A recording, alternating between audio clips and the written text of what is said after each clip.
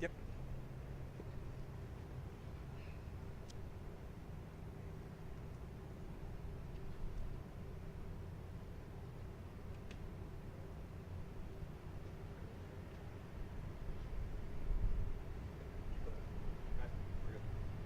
Good. Afternoon, everybody. I'm Chief Eric Gandy of the Clearwater Police Department.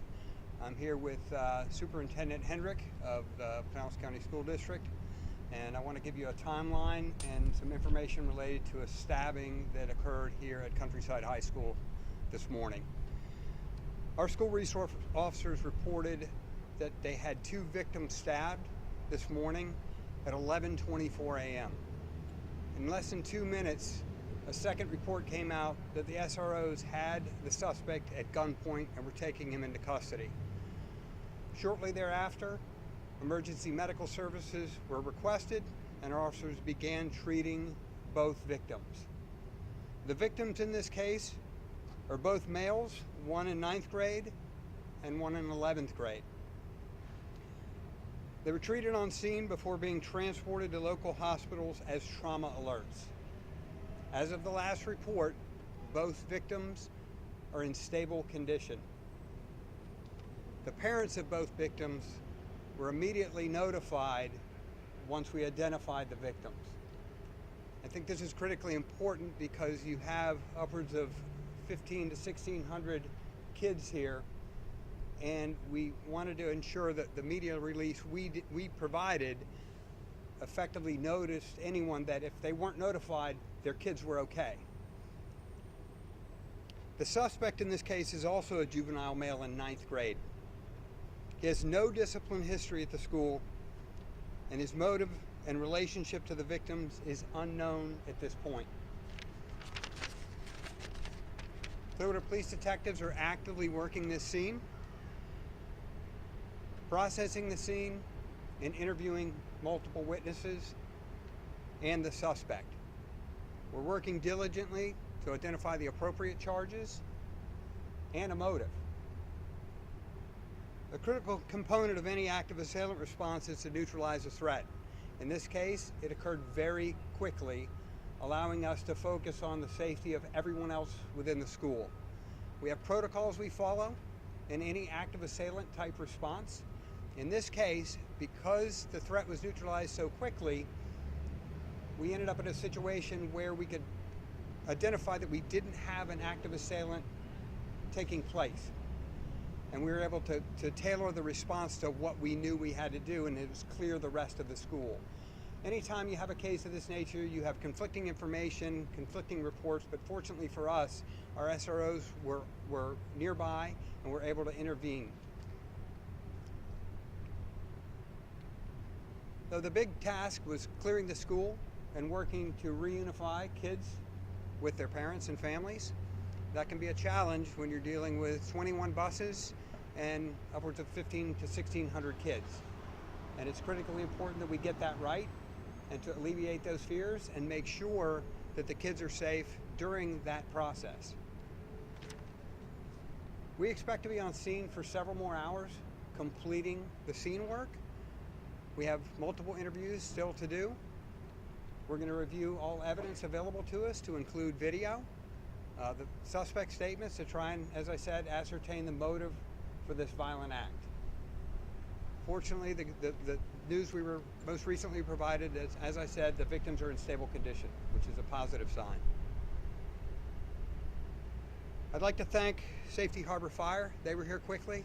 Our SROs immediately neutralized the threat and delivered emergency medical care to the victims.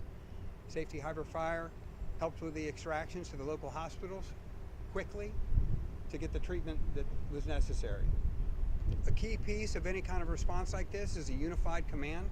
We had that very quickly in this instance with Safety Harbor Fire, EMS personnel, Clearwater Fire, Pinellas County Sheriff's Office deputies, and I think that's key to working with the school district with the school administration and the folks that are on this campus to come to a successful conclusion and make sure everyone's safe.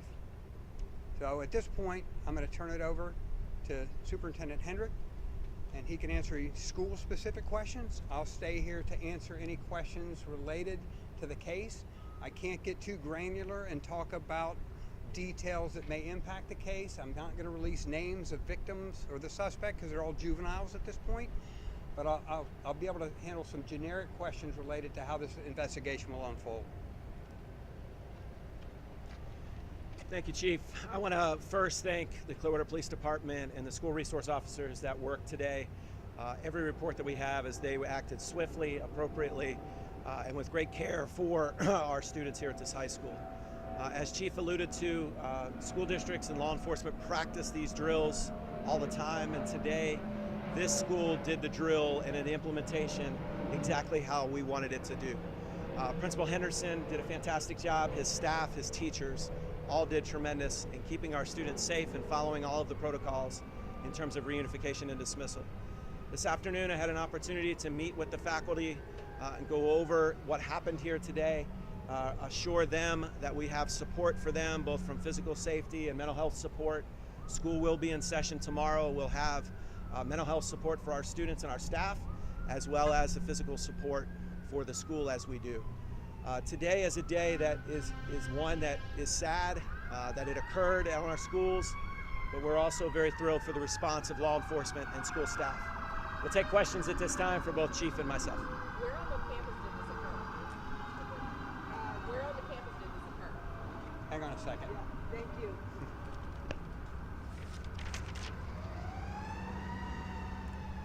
So this happened in the main concourse of the school, which runs east and west, and it occurred after the first lunch, so there were quite a few kids in that area when it happened.